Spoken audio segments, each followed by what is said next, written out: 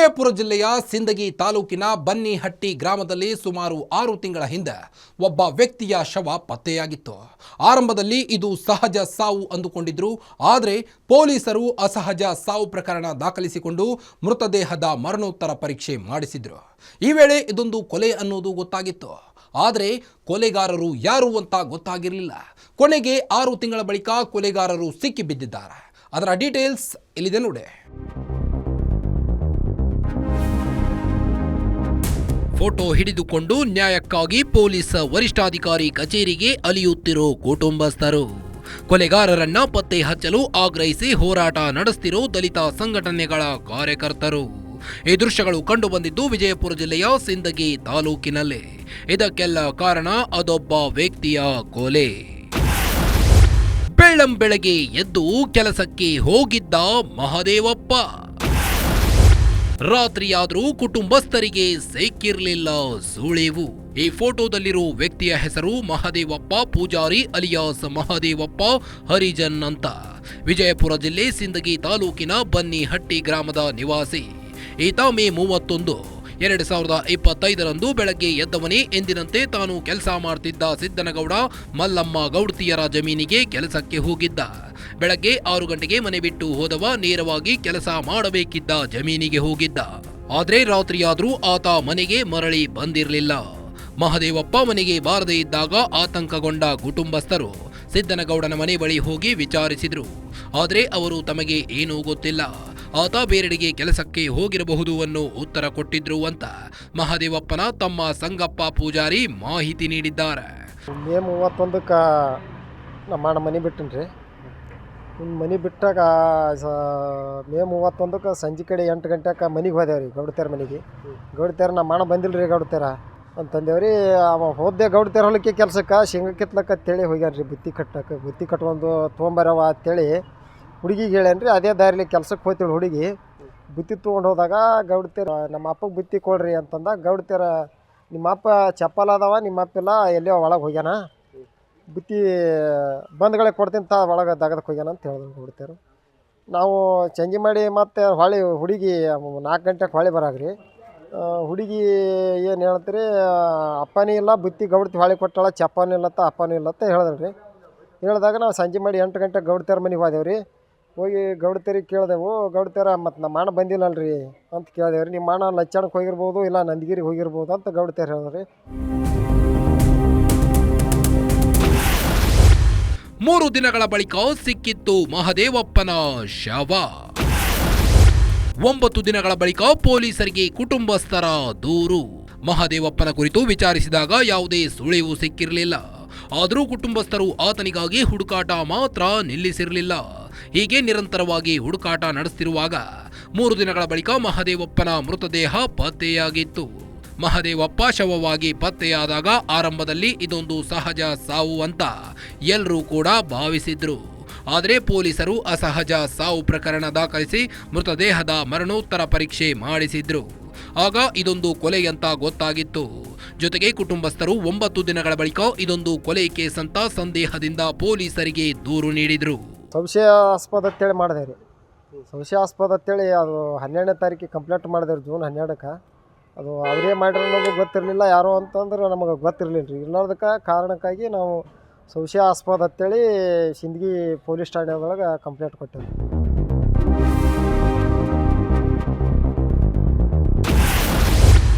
ಮಹದೇವಪ್ಪನ ಕೊಲೆಗಾರರ ಪತ್ತೆ ಹಚ್ಚಲು ಹೋರಾಟ. ಹಂತಕರ ಬಂಧನಕ್ಕೆ ಆಗ್ರಹಿಸಿ ದಲಿತ ಸಂಘಟನೆಗಳ ಜಾಥಾ. ಪೊಲೀಸರ ತನಿಖೆಯಲ್ಲಿ ಮಹದೇವಪ್ಪ ಪೂಜಾರಿ ಕೊಲೆಯಾಗಿದ್ದಾನೆ ಅನ್ನೋದು ಗೊತ್ತಾಗಿತ್ತು. ಆದರೆ ಕೊಲೆಗಾರರು ಯಾರು ಅನ್ನೋದು ಮಾತ್ರ ಗೊತ್ತಾಗಿರಲಿಲ್ಲ. ದಿನ ಕಳೆದಂತೆ ಪೊಲೀಸರು ಬೇರೆ ಪ್ರಕರಣಗಳ ತನಿಖೆಗೆ ಹೆಚ್ಚಿನ ಆದ್ಯತೆ ನೀಡತೊಡಗಿದ್ರು. ಇದರ ನಡುವೆ ಮಹದೇವಪ್ಪ ಪೂಜಾರಿ ಪ್ರಕರಣ ತೆರೆಮರೆಗೆ ಸರಿದು ಹೋಗಿತ್ತು. 3 ತಿಂಗಳಾದರೂ ಮಹದೇವಪ್ಪ ಪೂಜಾರಿ ಹಂತಕರು ಯಾರು ಅನ್ನೋದು ಬೆಳಕಿಗೆ ಬಂದಿರಲಿಲ್ಲ. ಆಗ ದಲಿತ ಸಂಘಟನೆಗಳು ಬನ್ನಿಹಟ್ಟಿ ಗ್ರಾಮದಿಂದ ಸಿಂದಗಿ ತಹಶೀಲ್ದಾರ್ ಕಚೇರಿಯವರೆಗೆ ಜಾಥಾ ಮಾಡಿ ಕೊಲೆಗಾರರ ಪತ್ತೆಗೆ ಆಗ್ರಹಿಸಿದ್ವು. ಯಾವಾಗ ದಲಿತ ಸಂಘಟನೆಗಳು ಜಾಥಾ ನಡೆಸಿದ್ವೋ ಪೊಲೀಸರು ಈ ಕೇಸ್ ಇಷ್ಟಕ್ಕೆ ಮುಗಿಯಲ್ಲ ಅನ್ನೋದನ್ನ ಕನ್ಫರ್ಮ್ ಮಾಡಿಕೊಂಡಿದ್ರು. ಅನಿವಾರ್ಯವಾಗಿ ನಾವು ಮಾನ್ಯ ಜಿಲ್ಲಾ ಪೊಲೀಸ್ ವರಿಷ್ಠಾಧಿಕಾರಿಗಳನ್ನ ದಲಿತ ಸಂಘರ್ಷ ಸಮಿತಿಯ ವಿವಿಧ ಸಂಘಟನೆಗಳು ಸೇರಿ ನಾವು ಭೇಟಿ ಮಾಡಿದಾಗಿಲ್ಲ, ಅದಕ್ಕೆ ಸ್ವಲ್ಪ ಸಮಯಾವಕಾಶ ಬೇಕು. ಕೊಲೆ ಮಾಡದಿರ್ತಕ್ಕಂಥವ್ರು ಒಂದೇ ಒಂದು ಪುರಾವೆ ಬಿಡ್ದಾಗೆ ಕೊಲೆ ಮಾಡಿರ್ತಾರೆ. ಹಿಂಗಾಗಿ ಅದರ ಬಗ್ಗೆ ಸ್ವಲ್ಪ ದಿಢೀರಂತೆ ಯಾರನ್ನ ಅರೆಸ್ಟ್ ಮಾಡೋಕ್ಕೆ ಬರಲ್ಲ ಅಂತ ಹೇಳಿದ್ಮೇಲೆ ನಾವೆಲ್ಲರೂ ಕೂಡ ಅವ್ರಿಗೆ ಮನವಿ ಮಾಡಿಕೊಂಡು, ಇಲ್ಲ ಇದು ಪೊಲೀಸರ ವೈಫಲ್ಯ ಐತಿ, ಆಮೇಲೆ ಪೊಲೀಸರು ಇದು ಸರಿಯಾದ ತನಿಖೆ ಮಾಡ್ದೇ ತಾವು ಈ ಕೇಸ್ನಿಂದ ನುಣುಚ್ಕೊಳ್ಳೋಕೆ ಪ್ರಯತ್ನ ಮಾಡಿದ್ರು ಅನ್ನೋಂಥದ್ದು ಈ ಕೇಸ್ನಲ್ಲಿ ಭಾಳ ಸಾರಾಸಗಟವಾಗಿ ನಾವೆಲ್ಲರಿಗೆ ಹೇಳ್ಬೇಕಾಗಿರುವಂಥದ್ದು. ಯಾವಾಗ ನಾವು ಹೋರಾಟಕ್ಕೆ ಇಳಿತೀವಿ ಆವಾಗ CP ಅವರಿಗೆ ಗೊತ್ತಾಗುತ್ತೆ ಈ ಹೋರಾಟ ಇವತ್ತು ಈ ಕೊಲೆ ಅಷ್ಟಕ್ಕೆ ನಿಲ್ಲಲ್ಲ, ಇದನ್ನು ಮುಚ್ಚಿ ಹಾಕುವಂಥ ಪ್ರಕರಣ ಇದು ಅಲ್ಲ ಅನ್ನೋ ಕಾರಣಕ್ಕೆ ಲಾಸ್ಟಿಗೆ ಕೊನೆಗೆ ಎಲ್ಲರೂ ಸೇರಿ ತೀರ್ಮಾನಕ್ಕೆ ಬಂದು ಮಾನ್ಯ SP ಅವರು ಬ್ರೈನ್ ಮ್ಯಾಪಿಂಗ್ಗೆ ಪರ್ಮಿಷನ್ ಕೇಳ್ತಾರೆ. ಬ್ರೈನ್ ಮ್ಯಾಪಿಂಗಲ್ಲಿ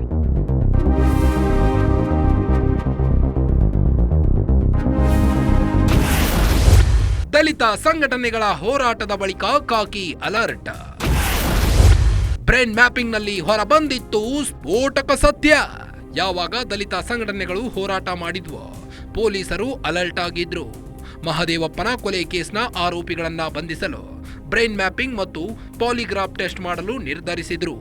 ಈ ಹಿನ್ನೆಲೆಯಲ್ಲಿ ಮಹದೇವಪ್ಪನ ಕುಟುಂಬಸ್ಥರು ಮತ್ತು ಸಿದ್ದಪ್ಪ ಗೌಡ, ಮಲ್ಲಮ್ಮ ಗೌಡ್ತಿ, ಅಪ್ಪು ಗೌಡನ ಬ್ರೈನ್ ಮ್ಯಾಪಿಂಗ್ ಮಾಡಿಸಿದ್ರು. ಆಗ ಹೊರಬಂದಿತ್ತು ಸ್ಫೋಟಕ ಸತ್ಯ. ಈ ಕೊಲೆ ಮಾಡಿದ್ದು ಅವರು ಮೂವರೇ ಅನ್ನೋದು ಪೊಲೀಸರಿಗೆ ಗೊತ್ತಾಗಿತ್ತು.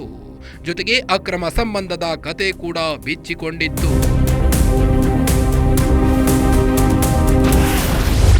ಮಲ್ಲಮ್ಮನ ಜೊತೆಗೆ ಮಹದೇವಪ್ಪನಿಗೆ ಅಕ್ರಮ ಸಂಬಂಧ. ರೆಡ್ ಹ್ಯಾಂಡ್ ಆಗಿ ಸಿಕ್ಕಿಬಿದ್ದವನನ್ನ ಕೊಂದಿದ್ದ ಅಪ್ಪು ಗೌಡ. ಬ್ರೈನ್ ಮ್ಯಾಪಿಂಗ್ ವೇಳೆ ಮಹದೇವಪ್ಪನಿಗೆ ಮಲ್ಲಮ್ಮ ಗೌಡ್ತಿ ಜೊತೆ ಅಕ್ರಮ ಸಂಬಂಧ ಇರುವುದು ಬೆಳಕಿಗೆ ಬಂದಿತ್ತು. ಈ ಹಿಂದೆಯೇ ಇಬ್ಬರಿಗೂ ವಾರ್ನಿಂಗ್ ಕೊಟ್ಟಿದ್ರು. ಆದ್ರೆ ಮಹದೇವಪ್ಪ ಮಾತ್ರ ಮಲ್ಲಮ್ಮ ಗೌಡ್ತಿ ಜೊತೆ ಅಕ್ರಮ ಸಂಬಂಧ ಮುಂದುವರೆಸಿದ್ದ.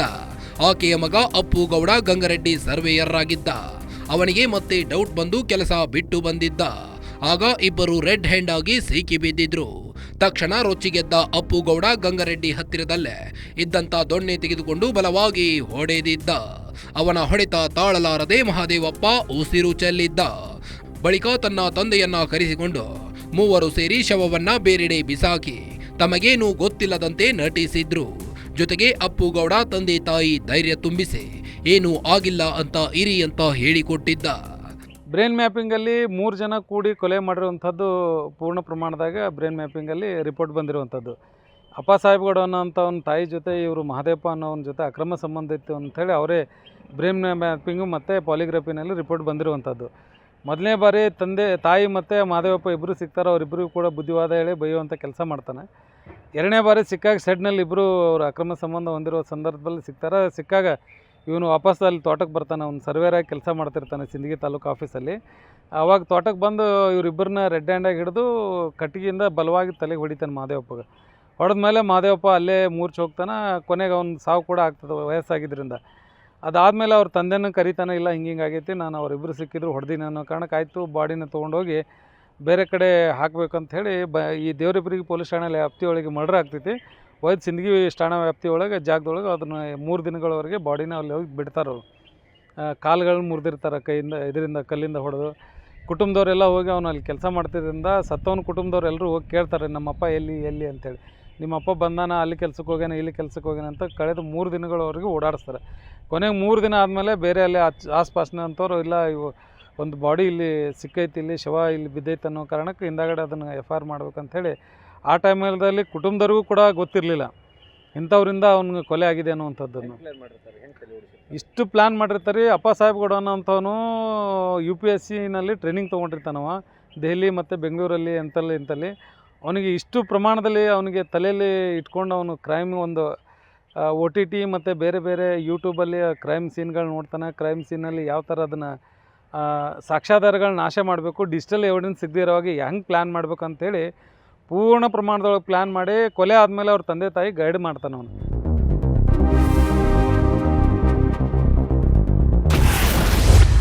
ಕೊನೆಗೂ ಕೊಲೆ ಆರೋಪಿಗಳ ಕೈಗೆ ಬಿದ್ದೇ ಬಿಡ್ತು ಗೋಳ.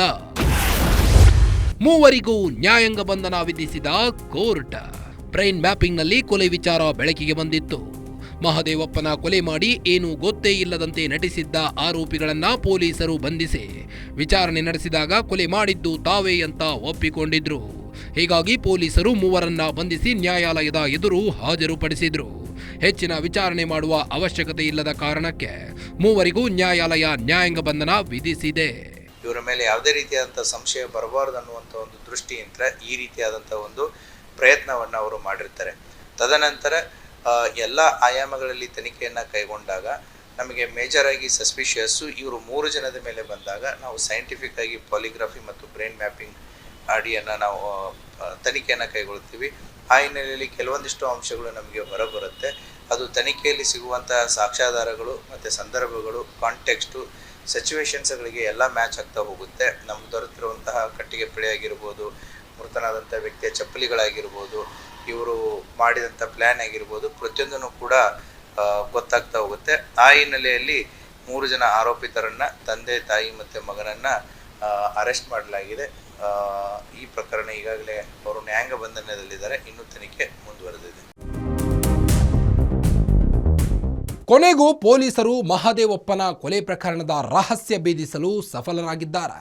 6 ತಿಂಗಳ ಬಳಿಕ ಕೊಲೆಗಾರರ ಕೈಗೆ ಕೋಳ ಬಿದ್ದಿದ್ದು ಸದ್ಯಕ್ಕೆ ಜೈಲು ಪಾಲಾಗಿದ್ದಾರೆ. ಆದರೆ ಅಕ್ರಮ ಸಂಬಂಧ ಇಟ್ಟುಕೊಂಡಿದ್ದ ವ್ಯಕ್ತಿಯನ್ನ ಪರಲೋಕಕ್ಕೆ ಪಾರ್ಸಲ್ ಮಾಡಿದ ಬಳಿ ತಮಗೇನು ಗೊತ್ತೇ ಇಲ್ಲ ಅಂತ ನಟಿಸಿದ್ದ ಆರೋಪಿಗಳ ಅಸಲಿಯತ್ತು ಬ್ರೈನ್ ಮ್ಯಾಪಿಂಗ್ನಿಂದ ಬಯಲಾಗಿದೆ.